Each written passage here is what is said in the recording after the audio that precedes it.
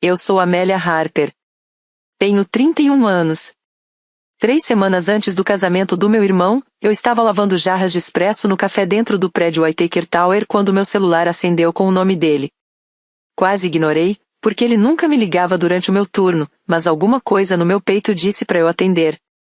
Assim que eu falei alô, a voz dele saiu estranha, tensa, como se ele tivesse ensaiado aquilo e ainda odiasse cada palavra. Ele me pediu para não ir ao casamento.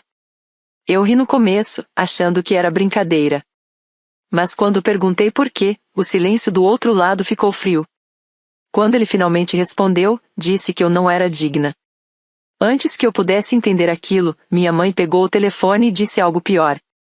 Ela disse que contariam para todo mundo que eu tinha morrido anos atrás e que eu nunca mais deveria entrar em contato com eles. Eu fiquei ali, com o barulho do vapor atrás de mim, clientes esperando o café, minhas mãos tremendo tanto que quase deixei cair uma xícara. O mais estranho é que eu não sou nenhuma pessoa problemática que eles precisavam esconder. Eu cuido de um café corporativo bem movimentado no centro de Chicago. Eu sei o nome de centenas de pessoas, centenas de pedidos, e toda manhã ajudo metade daquele prédio a começar o dia no horário. Naquela noite, fui para casa tentando me convencer de que família fala coisas cruéis quando está desesperada. Mas, na manhã do casamento, meu celular não parava de tocar. Meu irmão, minha mãe, parentes que não falavam comigo há anos. Todas as ligações pareciam desesperadas. Cada mensagem de voz era pior que a anterior. Antes de eu contar por quê, de repente, eles precisavam de mim depois de me apagarem da vida deles. Me diz de onde você está assistindo e que horas são aí agora. Porque essa história só fica mais pesada daqui pra frente. Naquela noite, depois que terminei o trabalho, eu dirigi até a casa da minha mãe em Naperville com uma caixa de doces que comprei numa padaria perto do lago. Eu ainda achava que estava entrando em algo normal, ou pelo menos quase isso. Meu irmão tinha ficado noivo de uma mulher de uma família rica e, mesmo a gente tendo se afastado com o tempo, eu queria estar presente como uma irmã deve estar. O nome dela era Madison Whittaker e, quando entrei na casa, o sobrenome dela já estava por todos os lados, como um perfume no ar. Minha mãe tinha revistas de casamento espalhadas pela mesa de jantar, amostras de tecido jogadas nas cadeiras e uma lista de convidados aberta no notebook, como se fosse uma negociação de negócios, não um casamento. Tyler levantou o olhar quando eu entrei. E, por um segundo, vi algo estranho passar pelo rosto dele. Madison não estava lá, o que me fez entender que aquele era um momento só da família. Aquele tipo de momento em que as pessoas dizem o que realmente pensam quando não tem gente de fora por perto. Eu dei parabéns, abracei ele e tentei agir como se ainda fossemos o tipo de irmãos que conseguem ficar no mesmo lugar sem precisar fingir. Minha mãe mal olhou para os doces. Ela estava muito mais interessada em falar do lugar da festa, das flores, do salão do hotel e das expectativas da família Whittaker. Tudo no jeito que ela falava fazia parecer que meu irmão não estava se casando. Parecia que ele estava sendo aceito em uma classe social mais alta. Eu fiquei ali ouvindo, até que fiz a pergunta mais normal do mundo. Perguntei quando os convites seriam enviados. O clima mudou tão rápido que parecia que alguém tinha aberto uma janela e puxado todo o ar do lugar. Tyler abaixou a cabeça. Minha mãe fez um barulhinho com a língua e fechou o notebook, como se eu tivesse visto algo que não devia. No começo, eu até sorri, achando que talvez fosse alguma surpresa tipo um anúncio especial para a família, um convite para ser madrinha, ou algo meio estranho, mas inofensivo. Então minha mãe disse, com a maior calma do mundo, que eu não receberia convite. Eu perguntei por quê. Ela não respondeu na hora. Só juntou as mãos e me olhou daquele jeito que ela usava quando eu era criança, quando queria que eu aceitasse algo injusto sem fazer cena. Aí ela disse que os Whittaker eram pessoas muito exigentes. Disse que eles conviviam em um círculo refinado. Disse que a aparência era importante. Meu estômago virou, porque eu já sabia onde aquilo ia dar. Tyler tentou suavizar, dizendo para eu não levar pro lado pessoal o que, claro, significa que era totalmente pessoal. Ele disse que o pai da Madison era um homem poderoso. Falou de investidores, executivos, membros de conselho, gente que liga muito para a origem da família. Eu olhei para ele e perguntei o que isso tinha a ver comigo. Foi aí que minha mãe finalmente falou. Ela disse que seria difícil explicar que a irmã do noivo trabalhava como barista em um café dentro de um prédio corporativo. Não porque o trabalho fosse ruim, mas porque as pessoas desse meio fazem suposições. Eu perguntei então o que eles tinham contado no meu lugar. Tyler ainda não conseguia olhar para mim. Minha mãe respondeu por ele. Ela disse que contou à família Whittaker que eu morri em um acidente de carro há 8 anos. Por um momento, eu realmente achei que tinha ouvido errado. Era tão frio, tão absurdo, que minha cabeça recusou aquilo antes do meu coração entender. Eu pedi para ela repetir. E ela repetiu. Com a mesma calma de antes. E ainda disse que era a solução mais simples. Uma perda trágica, um capítulo encerrado, nada complicado. Nada vergonhoso. Eu lembro que ri. Só uma vez. Porque o choque faz coisas estranhas com a gente. Perguntei se ela estava ouvindo o que estava dizendo. Perguntei se ela entendia que estava falando da própria filha viva como se eu fosse uma mancha que precisava ser cortada de uma foto de família. Tyler finalmente falou. Mas, em vez de pedir desculpa, ele disse que aquele casamento era uma grande oportunidade e que eu precisava entender o que estava em jogo. Aquilo fez algo dentro de mim ficar completamente quieto. Oportunidade. Foi essa a palavra que ele usou. Não era amor, nem felicidade, nem casamento. Era oportunidade. Eu perguntei se ele realmente achava que a minha existência podia estragar o futuro dele. Ele disse que não era a minha existência, era a impressão. Minha mãe entrou no meio, dizendo que eu estava sendo emocional e dramática, e que ninguém estava insultando o meu trabalho. Mas era exatamente isso que eles estavam fazendo. Eles não estavam só criticando o meu trabalho. Estavam dizendo que a vida que eu construí com ele era vergonhosa. Eu disse que conquistei meu apartamento sozinha. Que eu pagava minhas contas. Que eu acordava antes do amanhecer e trabalhava mais duro do que muita gente que olha de cima para quem trabalha servindo, enquanto bebe algo feito por essas mesmas pessoas. Eu disse que existe mais dignidade no trabalho honesto do que em qualquer teatro social falso que eles estavam tentando manter. O rosto da minha mãe ficou duro. Ela disse que dignidade não muda como o mundo funciona. Depois, como se fosse algo totalmente razoável, ela disse que tudo o que eu precisava fazer era ficar longe em silêncio. Tyler disse que seria só por um tempo, só até o casamento acabar. Foi nesse momento que eu entendi que nenhum dos dois achava que estava fazendo algo horrível. Eles achavam que estavam resolvendo um problema. E o problema era eu. Eu me levantei tão rápido que a cadeira arrastou no chão. Meus olhos estavam ardendo, mas eu me recusei a chorar na frente deles. Eu disse para minha mãe que o que deveria envergonhar ela não era o meu trabalho. Era o tipo de mãe que enterra uma filha viva só para impressionar estranhos. Depois olhei para o Tyler e disse que esperava que a vida que ele estava comprando valesse o preço. Eu saí antes que qualquer um dos dois respondesse. Consegui chegar até o carro antes das lágrimas virem. E quando vieram tão fortes que eu tive que segurar o volante para não desabar. Fiquei ali na garagem por quase 10 minutos, percebendo que a família que eu passei anos tentando não perder já tinha decidido que eu era descartável. 3 dias depois, eles apareceram no meu apartamento sem avisar. Eu tinha acabado de chegar de um turno cedo e ainda estava de legging e um moletom largo, daqueles que eu uso quando só quero que o mundo me deixe em paz. Meu lugar era pequeno, limpo e aconchegante, com a luz do sol batendo na bancada da cozinha e o cheiro de café ainda preso na minha roupa. Era meu. Cada luminária, cada cadeira. Cada quadro na parede tinha sido comprado com o meu próprio dinheiro.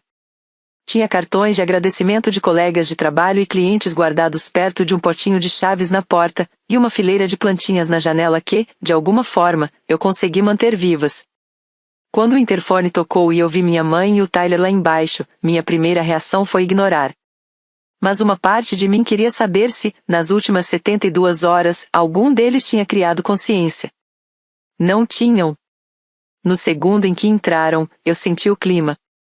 Eles não estavam ali para pedir desculpa. Eles estavam ali para controlar os danos. Minha mãe olhou ao redor do apartamento com aquela mesma desaprovação leve de sempre, do tipo que faz até um elogio parecer crítica. Tyler parecia nervoso, mas um nervoso de gente culpada que ainda quer alguma coisa de você. Eu não ofereci café. Nem ofereci lugar para sentar.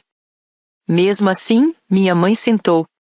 Tyler ficou perto da janela, passando a mão na nuca, e finalmente disse que a gente precisava conversar antes que as coisas ficassem complicadas. Eu perguntei o que poderia ser mais complicado do que dizer para outra família que eu estava morta. Ele disse que eu estava distorcendo tudo. Minha mãe disse que tinha sido uma decisão estratégica. Quase dei risada. Decisão estratégica. Como se eu fosse um problema num papel. Então o Tyler disse algo que eu acho que nunca vou esquecer. Ele falou: "Por favor, só não vai ao casamento." Eu perguntei por quê, mesmo já sabendo. Ele respirou fundo, olhou direto para mim e disse que não queria que as pessoas soubessem que a irmã dele era barista. Ele não falou alto. Não falou com raiva. Falou como se fosse um fato prático. Como se estivesse explicando regra de roupa ou lugar na mesa. E isso tornou tudo pior. Não tinha emoção. Só vergonha. Eu perguntei se ele tinha noção de como aquilo soava horrível saindo da boca dele. Ele disse que a família da Madison se importava com imagem. Minha mãe cortou e disse que famílias como a deles tinham padrões. Eu perguntei se esses padrões incluíam mentir, ser preconceituoso com classe social. E fingir que pessoas trabalhadoras são descartáveis. Minha mãe mandou eu parar de ser moralista. Disse que ninguém estava dizendo que eu não tinha valor. Só que eu não combinava com aquele ambiente. Foi aí que eu fiz uma pergunta que nenhum dos dois podia responder sem mostrar quem realmente eram. Eu perguntei se acordar antes do sol nascer, ficar em pé por 10 horas, lembrar o nome e os hábitos de centenas de pessoas, cuidar de um café corrido para um prédio inteiro funcionar toda manhã, era algo de que eu deveria ter vergonha. Tyler desviou o olhar. Minha mãe disse: "Isso não é sobre café. É sobre percepção." Mas, claro que era sobre o café. Era sobre quem serve e quem é servido. Sobre quem pode ser apresentado com orgulho num salão elegante e quem é escondido porque o trabalho é visível demais. Tyler se aproximou e tentou falar num tom mais suave, o que me deixou ainda mais irritada. Ele disse que estava me pedindo isso como família. Disse que, se eu o amasse, eu ajudaria ele a evitar problemas desnecessários. Depois disse que eles só precisavam que eu ficasse longe por mais um tempo. Só algumas semanas. Só até a cerimônia, as fotos, a lua de mel. E toda a atenção pública passar. Ele disse que depois disso, talvez eles pudessem dar um jeito. Talvez pudessem dizer que a gente era afastado. Talvez dizer que eu morava fora do país. Talvez eu pudesse conhecer a Madison em particular depois. Eu fiquei olhando para ele sem acreditar. Ele estava criando versões alternativas da minha vida em tempo real. Todas elas mais aceitáveis para ele do que a verdade. Minha mãe ainda disse que isso era maior do que os meus sentimentos. Ela falou que uma impressão errada podia afetar o futuro do Tyler, o status social dele, até a carreira. Eu perguntei se ele tinha se ouvido o suficiente para perceber que estava soando como um covarde. Isso finalmente fez ele reagir. Ele explodiu e disse que eu não fazia ideia da pressão que ele estava sofrendo. Disse que eu não entendia o que era finalmente ter uma chance de algo maior. Eu falei: "Maior do que? Maior do que eu? Maior do que a sua própria família?" Isso fez ele calar. Por um segundo, não tinha nada na sala além do barulho da rua lá fora e o zumbido da minha geladeira. Então minha mãe se levantou e deu um passo na minha direção, baixando a voz como se estivesse falando com uma criança. Ela disse que eu precisava parar de fazer disso uma questão de orgulho. Disse que ninguém respeitava quem fazia cena. Eu respondi que aquilo nunca foi sobre orgulho. Era sobre ser tratada como um ser humano. Então eu abri a porta e mandei os dois irem embora. Tyler ainda tentou mais uma vez. Disse que eu ia destruir tudo. Eu falei: "Não. Eu não fui a pessoa que construiu um casamento em cima de uma mentira." Minha mãe me olhou com nojo e decepção, mas por baixo disso, pela primeira vez, eu vi medo. Não medo por mim. Medo de não conseguir controlar a história que ela tinha criado. Quando a porta fechou atrás deles, eu encostei nela e soltei aquele tipo de suspiro trêmulo que parece que o corpo está tentando sobreviver a algo que a mente ainda não entende. Eu chorei um tempo depois disso, mas não porque achava que tinha perdido eles. Naquele ponto, eu já sabia que tinha perdido. Eu chorei porque finalmente caiu a ficha de que eles tinham olhado para a vida que eu construí com as próprias mãos e decidido que aquilo os diminuía. E em algum lugar no meio daquela dor, outra coisa começou a surgir. Não era vingança, exatamente. Ainda não. Era algo mais firme do que isso. Era a decisão de que eu estava cansada de implorar para ser vista por pessoas que não queriam me enxergar. Eu me joguei no trabalho depois disso, porque o trabalho pelo menos fazia sentido. Máquinas de expresso faziam sentido. Controle de estoque fazia sentido. O movimento entre 7 horas e 39 horas e 15 fazia sentido. As pessoas chegavam cansadas, distraídas, sobrecarregadas, e eu entregava algo quente que fazia o começo do dia delas um pouco melhor. Tinha dignidade nisso. Na Whitaker Tower, nosso café ficava logo ao lado do saguão principal, perto o suficiente para ver o fluxo de funcionários passando pela segurança toda manhã. Eu sabia quem pedia leite de aveia, quem sempre esquecia de tomar café da manhã, quem precisava de um extra antes de reunião importante. E quem gostava do cappuccino mais seco, mesmo ninguém mais sabendo o que isso significava.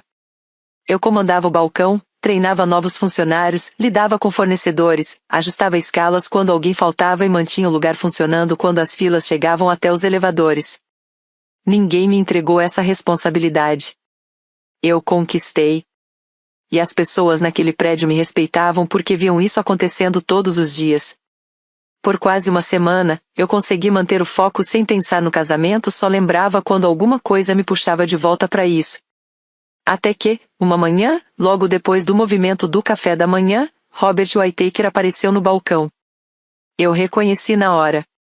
Todo mundo no prédio reconhecia. Ele era aquele tipo de homem que carrega poder sem precisar anunciar.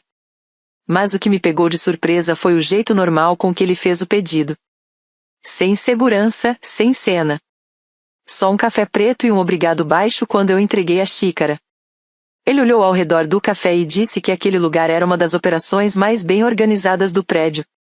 Eu sorri de forma educada, porque clientes vivem elogiando o atendimento sem entender o que realmente faz um lugar funcionar bem. Mas então ele disse meu nome e isso me pegou de verdade. Ele falou que a equipe de operações tinha dito que eu era quem mantinha o turno da manhã funcionando sem problemas. Disse que os funcionários dele adoravam aquele café porque era confiável, limpo, rápido e gentil. Ele usou essa palavra, gentil. E eu não sei porquê, mas isso me atingiu mais forte do que qualquer elogio sobre eficiência. Minha própria família não conseguia dizer uma coisa boa sobre o meu trabalho. Mas aquele homem, cuja aprovação eles tanto queriam, respeitava tudo sem hesitar. Eu agradeci e tentei manter a postura, mas devia ter algo no meu rosto diferente, porque ele ficou mais um pouco ali. Então ele comentou que o casamento da filha dele seria naquele fim de semana e que a família toda estava numa correria. Minhas mãos continuavam trabalhando automaticamente limpando o balcão, empilhando tampas, fingindo que eu não estava ouvindo meu próprio coração acelerar. Ele sorriu e disse que era um momento feliz, embora cansativo. E então falou algo que fez o mundo ao meu redor ficar estranho, silencioso. Ele disse que queria que a irmã do futuro genro estivesse lá, mas tinha ouvido que ela tinha morrido anos atrás em um acidente de carro. Eu congelei com um pano na mão. E isso deve ter aparecido, porque a expressão dele mudou. Não era desconfiança exatamente. Era atenção. Aquele tipo de pessoa que percebe quando uma história não combina com quem está na frente dela. Eu abri a boca, e fechei. Por um segundo perigoso, eu quase contei tudo. Quase disse, eu estou bem aqui.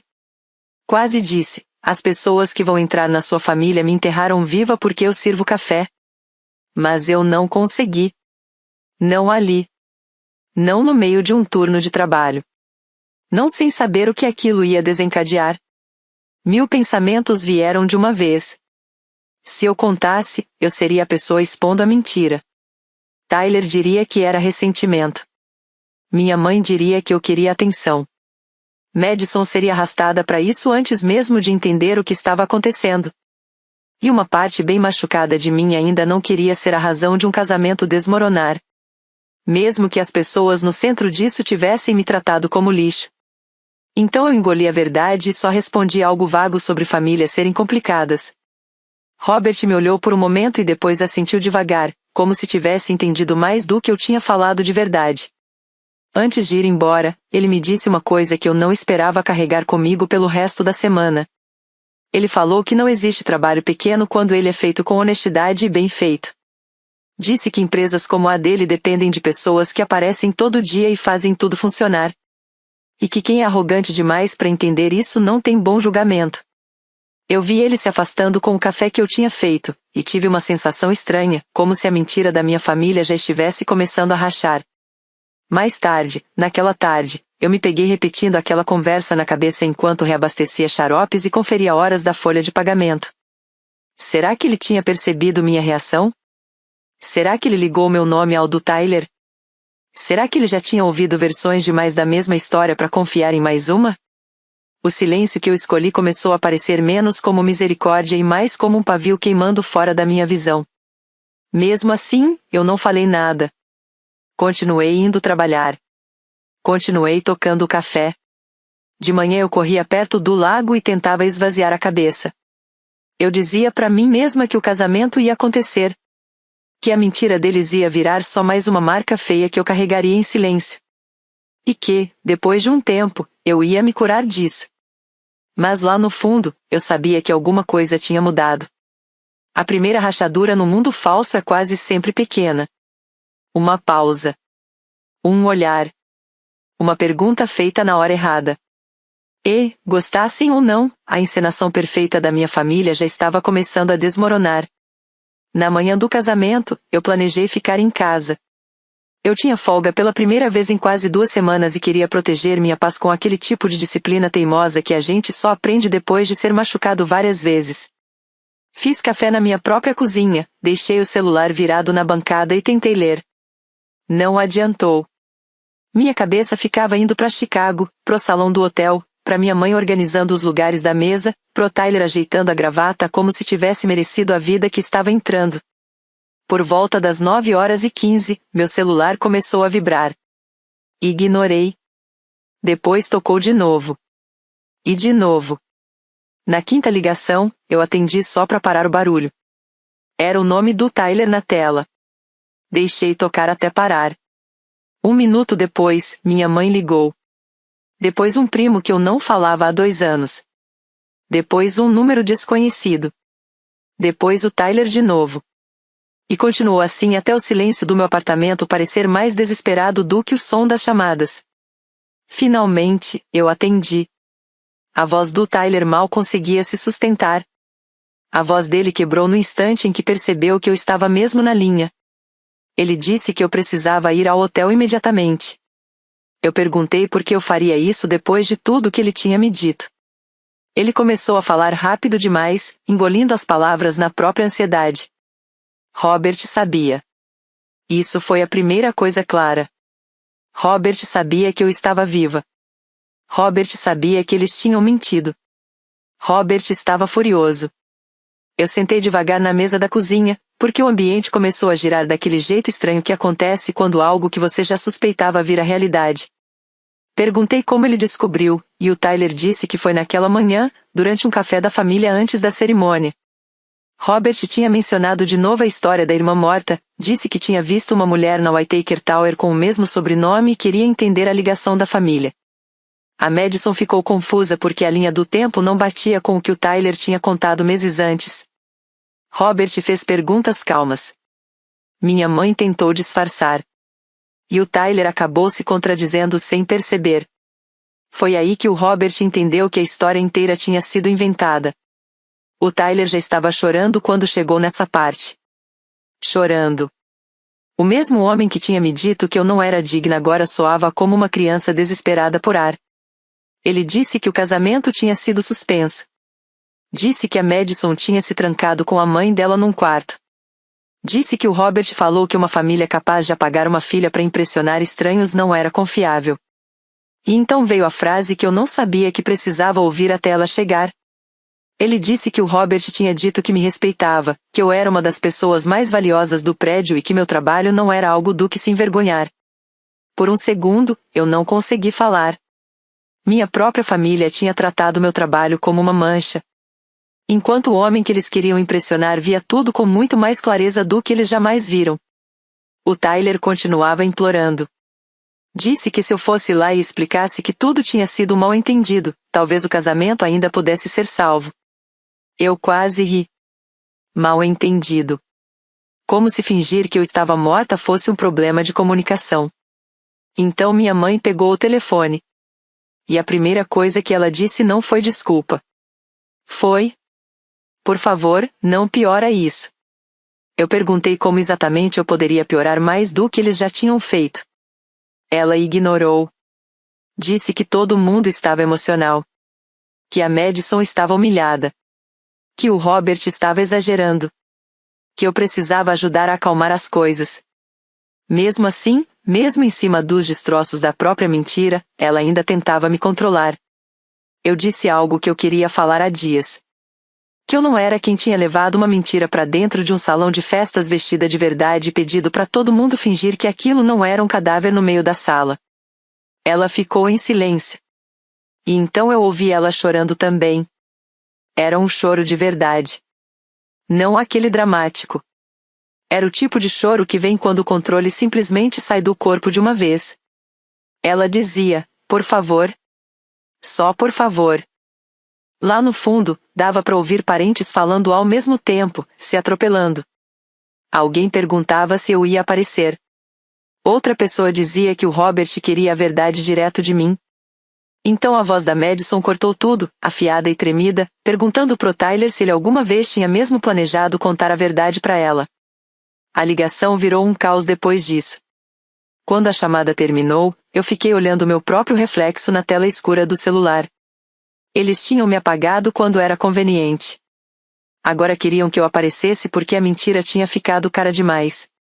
Eu me levantei, fui até o armário e peguei um vestido azul marinho que eu tinha comprado no ano anterior para o casamento de uma colega. Nunca tinha usado. Por um instante, eu segurei o vestido contra o corpo e pensei no que significava ir até lá. Eu não ia salvar o Tyler. Não ia proteger minha mãe das consequências. Não ia porque o Robert Whittaker queria confirmação. Nem porque a família Whittaker merecia acesso à minha dor. Eu ia porque eu tinha cansado de deixar outras pessoas contarem minha história em salas onde eu sempre deveria ter estado. Enquanto eu me arrumava, o celular não parava de vibrar na cama. As mensagens se acumulavam. Por favor, vem. Por favor, ajuda. Por favor, não nos humilhe. Essa última quase me fez parar. Humilhar a gente. Eles ainda achavam que humilhação era algo que eu poderia escolher fazer com eles. Como se tudo não tivesse começado no momento em que decidiram que a minha vida era inferior. Chamei um carro e vi a cidade passando pela janela enquanto íamos em direção ao Península Chicago. Quanto mais perto chegávamos, mais calma eu ficava. Não mais suave. Calma. Existe um tipo estranho de paz que aparece quando você percebe que já sobreviveu à pior parte. Quando o hotel apareceu na frente, eu soube uma coisa com absoluta certeza. Eu não estava entrando naquele prédio como problema. Eu estava entrando como a verdade que eles tinham medo de ver. O saguão era bonito demais para o tipo de caos que estava esperando lá em cima.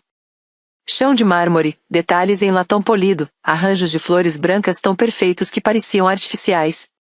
Tudo parecia feito para uma versão polida da felicidade.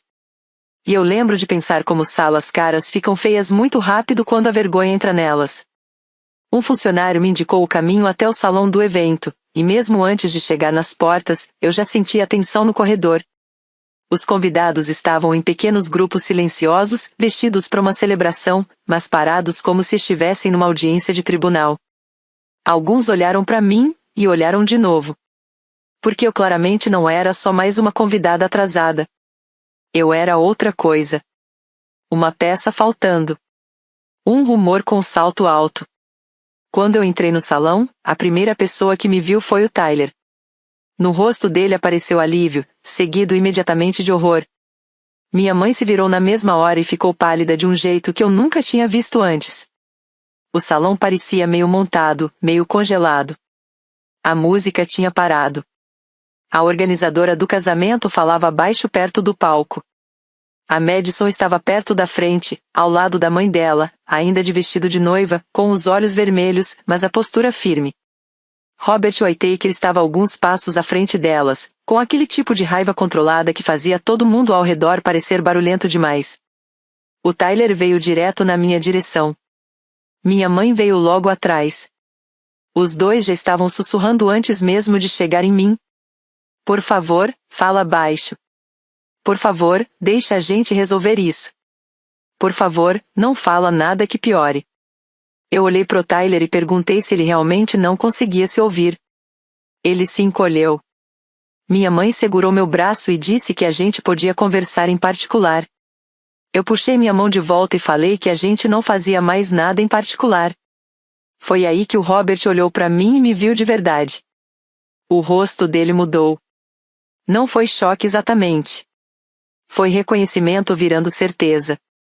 Ele veio na nossa direção, e o salão inteiro pareceu acompanhar. O Tyler começou a falar rápido, desesperado, sobre mal-entendidos. Mas o Robert cortou ele com uma frase calma. Ele disse que preferia ouvir de mim. Por um segundo, a versão antiga de mim quase apareceu. Aquela que sempre tentava diminuir tudo. Aquela que ajeitava as coisas para todo mundo continuar confortável. Mas então eu olhei ao redor daquele salão e vi exatamente o que meu silêncio tinha me custado. Um salão cheio de pessoas que foram levadas a acreditar que eu estava morta, porque minha própria família não suportava a ideia de ser associada ao meu trabalho. Então eu levantei o queixo e falei alto bastante para quem estava perto ouvir. Eu disse que meu nome era Amelia Harper. Disse que eu era irmã do Tyler. E disse que eu estava muito viva. O silêncio que veio depois foi tão forte que parecia fazer barulho. Eu sentia os olhares mudando pelo salão, os sussurros começando, a realidade se reorganizando na frente de todo mundo. Então eu falei a parte que eu tinha escondido por tempo demais. Disse que eu era a barista principal do café dentro da Whittaker Tower. Disse que eu tinha orgulho do meu trabalho e nunca, em nenhum momento, tive vergonha dele. Eu me virei um pouco, o suficiente para quem estava atrás do Robert ouvir também, e disse que a única razão de eu não ter sido convidada para o casamento era porque minha mãe e meu irmão tinham vergonha de contar para os Whittaker o que eu fazia para viver. Tão envergonhados, na verdade, que disseram a todos que eu tinha morrido num acidente de carro 8 anos atrás. Alguém lá no fundo realmente soltou um suspiro de choque. Minha mãe chamou meu nome num tom de aviso, mas já era tarde demais. O Robert não tirava os olhos de mim quando falou. Ele perguntou se aquilo era verdade. Eu disse que sim. Disse que eles tinham me pedido para desaparecer em silêncio para que o casamento pudesse acontecer sem constrangimento. O Tyler tentou se meter de novo. Disse que não era tão simples assim. Madison virou tão rápido para ele que o véu balançou sobre o ombro. Ela perguntou o que exatamente era complicado. A parte em que ele mentiu para ela por meses? Ou a parte em que ele deixou a própria mãe apagar a irmã como se fosse uma notícia ruim? A boca do Tyler abriu e fechou, mas nada útil saiu.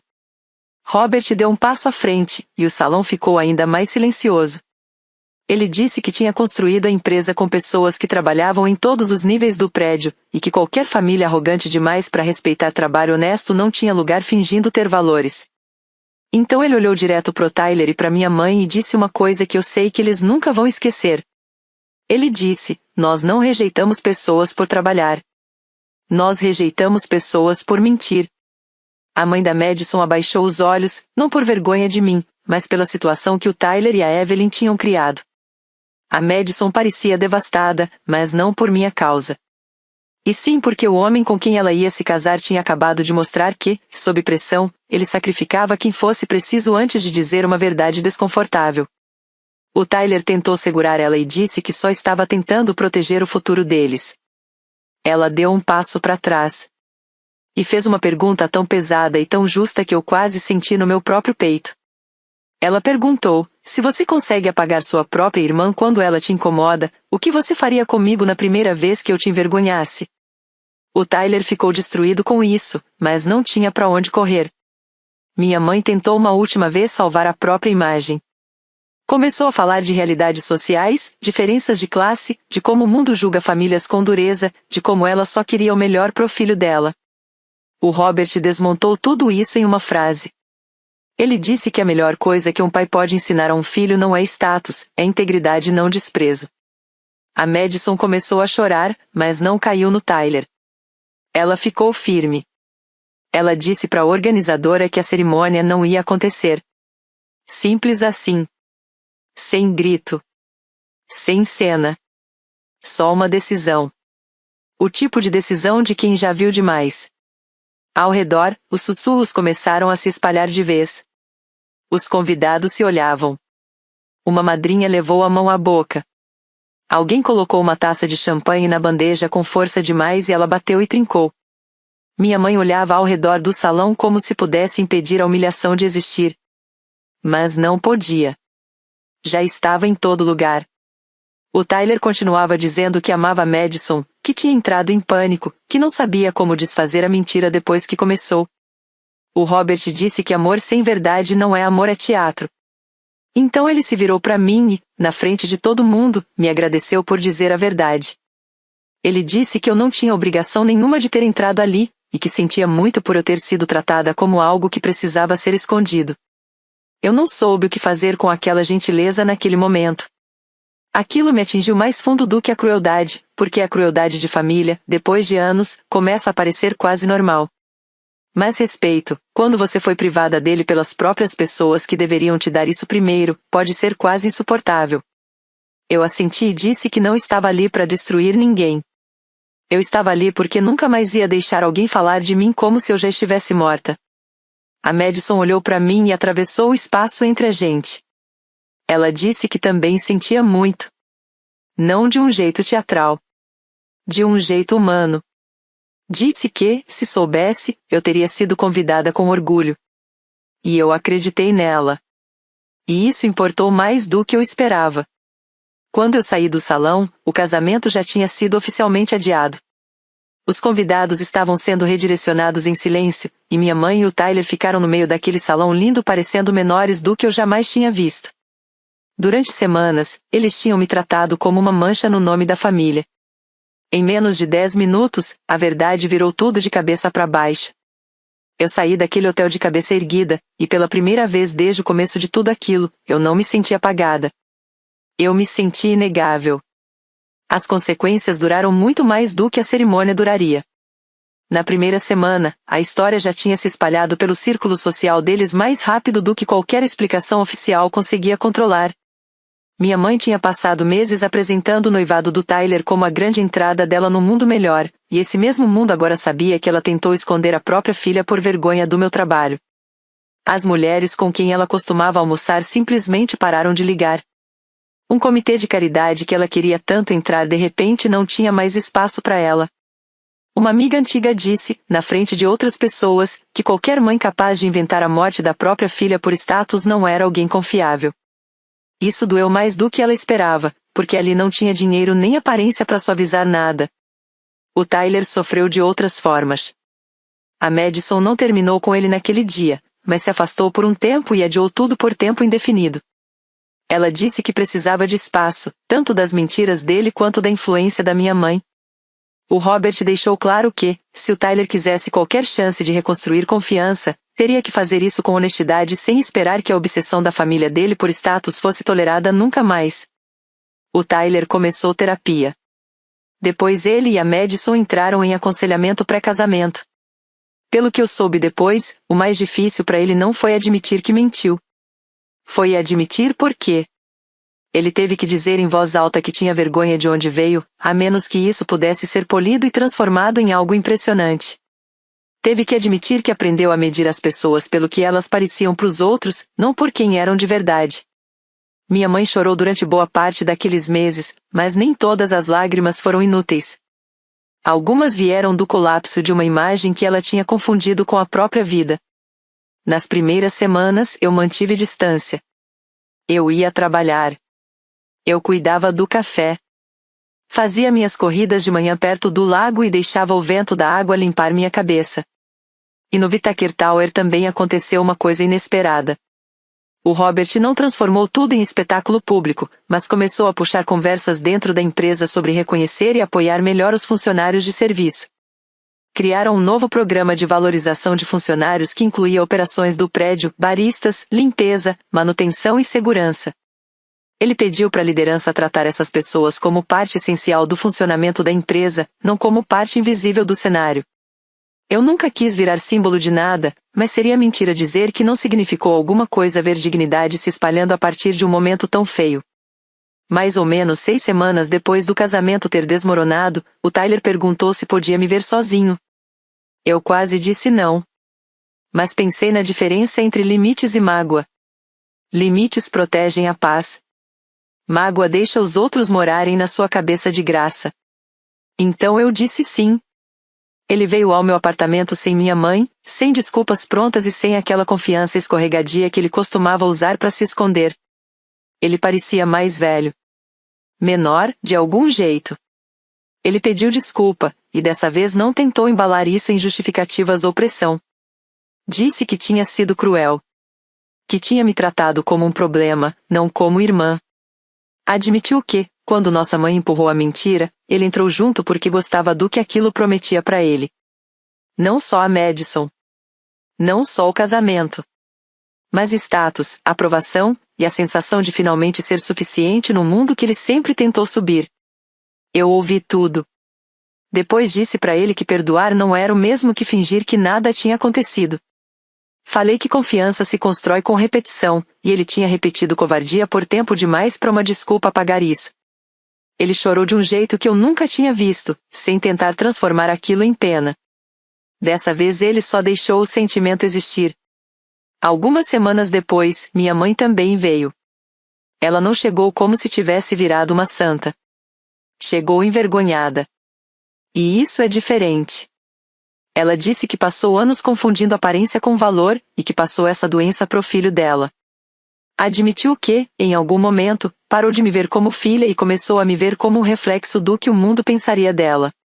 Essa confissão doeu de um jeito novo, porque era honesta o suficiente para pesar de verdade. Eu disse que o mais destrutivo não tinha sido a mentira em si. Tinha sido ensinar que amor dentro da família dependia de ser impressionante. Que criança nenhuma deveria ter que conquistar dignidade dos próprios pais. Ela chorou de novo, mas não discutiu. 4 meses depois do casamento que nunca aconteceu, o Tyler e a Madison escolheram uma cerimônia menor, com menos convidados, menos encenação e um clima completamente diferente. Eles me perguntaram se eu iria. Dessa vez, o convite chegou na minha caixa de correio com meu nome escrito claramente no envelope. Sem esconder. Sem suavizar. Sem reescrever. Eu fui. Não porque tudo tinha sido magicamente curado, e nem porque um final bonito tinha apagado o estrago. Eu fui porque a verdade finalmente tinha sido aceita dentro da família e se ainda existia algum futuro, ele precisava começar a partir disso. A Madison me pediu para ficar ao lado dela antes da cerimônia, e quando eu fiquei, ninguém me olhou como se eu fosse um problema ou uma vergonha. Minha mãe ficava olhando de vez em quando, como se ainda não acreditasse que eu realmente estava ali. O Tyler me agradeceu em voz baixa antes de entrar no altar. E dessa vez não tinha encenação nenhuma. Só gratidão, vergonha, e uma vontade sincera de ser melhor do que ele tinha sido. Eu ainda trabalho no café. Ainda acordo cedo, amarro meu avental e ajudo um prédio inteiro de pessoas a começar o dia. E eu faço isso com orgulho. Se essa história me ensinou alguma coisa, é que trabalho honesto tem mais dignidade do que qualquer status falso no mundo. Status pode deixar pessoas cruéis quando elas começam a idolatrar isso demais. Pode fazer elas esquecerem quem segurou elas quando ninguém importante estava olhando. Mas a verdade sempre encontra um jeito de atravessar a encenação e quando isso acontece, todo mundo acaba mostrando exatamente o que valoriza. Então aqui vai a lição que eu espero que as pessoas levem do que aconteceu comigo. Não meça quem você ama pelo cargo, pelo salário ou por como essa pessoa parece para os outros. Respeite quem trabalha duro, vive com honestidade e tem caráter, porque essas são as pessoas com quem vale a pena construir uma vida. Família não deveria ser um palco onde só quem parece mais importante fica no centro da atenção. Família deveria ser o único lugar onde ninguém precisa merecer existir. E se alguém já fez você se sentir menor por causa do seu trabalho, da sua renda ou da imagem que quiseram criar de você, nunca esqueça disso. A vergonha deles não define o seu valor.